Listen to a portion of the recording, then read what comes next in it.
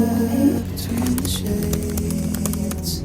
Let the moonlight catch our summer escapades. I'll leave my backpack. Hello everyone, I'm here with my friend Maryam. So hari ni kita orang just nak sembang-sembang santai je about the topic of Ramadan. So just anything about any thoughts about Ramadan this year compared to maybe last year's or last few years. So you can just share anything you like, just like a conversation kind of thing. So today is the 13th to 12th? 13th. 13th of Ramadan. And this year is really, really different from the previous ones, because every year I always start, like, the first week is always beautiful, perfect. I'm on track reading the Quran, and then I feel semangat and all that. Because we do Ramadan, in school, and then while we're working. This Ramadan is while we're doing our normal life, and then we try to live our life different from how we're living, right? Mm-hmm. So this year is different from the rest because I didn't put the pressure like, okay, this Ramadan needs to be like totally different, like a 360 kind of different. Instead, I wanted to incorporate instead things that I will do more, so that I want to bring it outside. And because every year I want to do that, it's just that my problem was that I tried to turn it 360 and I did things that I've never done before. And then when I wasn't unable to do it, like even if I miss 1 or 2 days, I give up. So all these Ramadans before this, I always gave up. And I'm like, you know what? I'll just do the bare minimum. But this one, I'm taking it slowly. And even like when I miss something, I'm like, it's okay. Like, I'm human, and like I still trying in the end. So how are you taking it slowly?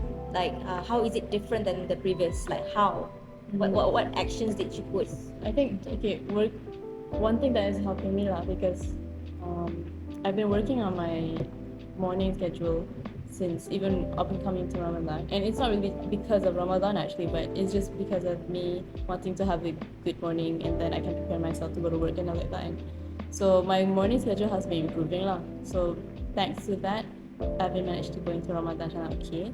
And also my mindset, like on my sahur, I always take overnight oats when I need. So like when I sahur, I don't really need to think much about it. And also the rest of the day, like right now I make sure that every time I have free time, every time I feel like, okay, this time usually I'll watch a drama or a movie, I'll try to read Quran. And then sometimes when it's reading and also consuming media is so easy, right? You just watch and forget. But reading, it can get you tired, or like you need to put some effort, right? So I'll read Quran as much as I can every time I find a free time. And then when I do feel tired, I'm like, okay, that's enough for today, and then I'll do other things. And I still actually do watch media or listen to music like that. It's just that I minimize it because I know that, because before this, like I tried to not listen at all, not watch at all. Stop terus. Yeah, I stopped terus, and then when I started to watch terus, I just watch it, and I forget of trying at all. I'm like, what's the point? But now I do both of it. It's just that I minimize, and also minimize what kind I watch. Macam tu. But I still do it. That's why right now I feel like I'm incorporating it instead of like tukar. You macam innovate lah macam tu kan, that sort of thing. Macam you didn't stop like 100%, but you try to innovate in a way that at least you can still watch it, but you try to reduce it at the same time, macam tu lah, which is actually good. Sebab kita kan manusia, memang bukannya kita boleh completely tukar diri kita 360 in a span of 1 month kan. And then after you go out from 1 month, lepas tu you just fall back into the same loop yang you buat balik, the unhealthy habits lah, macam tu. Because I know that there are things that I will be doing again, and there are things that inevitable lah, like I buat, and also it's not really like bad. It's just that some things that maybe I want to kurangkan. So right now, instead of like langsung tak, I try to just still do it, just minimize like that lah. Because there is benefits from other things that are duniawi. There are benefits that we get. So in again, like our intention in doing things then. So macam tu lah. Like I don't want to, and then also with having that mindset, whenever I face a roadblock, I'm forgiving to myself. I'm not like dah lah, I'll give up. You tak macam harsh on yourself lah, macam tu. And I'm like, it's okay, I can try again. Betul lah. So you pula macam mana Kalau Ramadan I this? macam you said that this Ramadan is slightly different than the previous one. Macam you're getting better at it because you tak harsh on yourself. But for me, I think this Ramadan I macam kurang sikit daripada the previous Ramadan. Perhaps maybe because macam dari segi ibadahnya I lessen because I have classes at night. So I couldn't I have classes at night, so I couldn't go for tarawih. Macam like 4 days in a week I cannot go tarawih at masjid lah. Macam I kena buat sendiri lah kalau I nak buatkan that initiative. But then sometimes bila dah balik malam like 10ish macam tu I dah penat, so I tak perform for my tarawih. Yang sunat tu lah kan. But hari yang macam I tak ada classes, I will join my family to the masjid lah semua tu kan, which is actually okay lagi lah. That's one thing that I feel macam I short on macam compared to previous Ramadan, because last Ramadan I don't have any classes, I tak study apa semua kan. So that's one thing I rasa macam I like on lah. Tapi apart from that, I used to study dekat UK. So Ramadan dekat sana tu you have like a support system whereby everyone is studying, and then you masak sama-sama, you pergi tarawih sama-sama dekat dalam dekat dalam your own house tu, you buat your own tarawih. You tak pergi masjid pun, but with the same you have that vibes, yeah, like small circle of friends for you to keep up with you lah, macam tu kan, to keep to look at each other every single time. So that Ramadan tu was, I think, very memorable to me. That was when was that? That was like 2019. That was like quite a long time ago actually, but I still remember that Ramadan because it's something different than what we did in Malaysia. Because usually in Malaysia you are with your family, and then your parents are working, so you don't have that support like every single time 24 hours. And then but with your friends it's different. And then kalau nak masak pun macam you dekat UK, you nak buat kuih, of course like you have to make it. You cannot buy it, so the experience is different lah.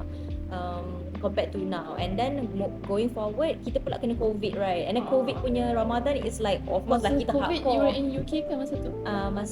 Masa COVID I was already in Malaysia. So you came back right before COVID? Yeah, right before COVID, betul. Like so waktu COVID obviously lah kita buat macam maximum kot. At least what I feel by myself is my ibadah during Ramadan at that time was maximum lah, the highest, the peak, because you're already at home. You're at home kan. So you solat jemaah with the family, like Zuhur, Subuh, semualah complete set. And then Tarawih pun dekat rumah with your family. Makan pun you have to help your mom to cook, semua kan. So itu pun kira macam at the highest peak lah. But then after dah masuk kerja and stuff like that, macam it's slowly going down. And daripada I tried to complete my Quran like 30 juzuk tu, sekarang ni macam like this current Ramadan I'm only like not even halfway through. But I try to every single time I have time, macam I akan baca lah Quran tu. And I try, macam you juga, I try not to be harsh on myself. So I do what I can, macam at least better than before I enter Ramadan. That's my aim. As long as it's different, as long as we're putting effort in something more than we did before. It's not like as long as I'm starting to be a change Muslimah, suddenly ustazah ke kan, macam tak apa lah. Something like completely different, because nanti kan, because in the end how I see lah Ramadan, every year I try to think that way. Okay, whatever in Ramadan I want to bring it out. But then every year, like we've gone through how many Ramadans, and then I think to myself how I harsh myself out before this, like I've gone through so many Ramadans, but why am I still like this? Why am I still struggling? Macam tu lah, like shouldn't I be like at this point where I feel like very Islamic, but life literally after Ramadan, of course it's challenging because there's so many things. So like we need to accept that, and then we're like, it's okay, because when we say it's okay, then we can move on. Because when we say that what's the point, that's the like danger lah. Because when we say what's the point, we won't try. I think I like the point whereby we have to accept ourselves first. We have to accept that our flaws, know ourselves, then only macam kita boleh move forward. Kalau kita tak accept that part of us kan, macam sebenarnya aku tak mampu pun buat banyak-banyak, kita dah terima benda tu, then only we can move forward. Macam okay, then only I know that I can only do 2 things this Ramadan, then but it's okay as long as you do it kan. Macam kalau you tak buat, lagi teruk lah daripada you at least buat 2 benda kan. Itulah. So key points, acceptance of ourselves. Yeah, and then apa ni, ukur badan. Ukur badan. Baju Ukur di mana baju. sendiri lah. Yes, Like, yeah. tapi growing up, you realize that how it fits in all aspects, whatever you're doing. Like, you need to know what you're doing. So I guess that's our talk about Ramadan this time around. So yeah, is there anything else you want to talk about? No. So your key point is acceptance? Yeah, acceptance and not to be harsh on yourself. That's my key point. What about you? My key point is knowing your capability and then your intentions in doing things and also what you want in the end. Okay, that's all. Bye.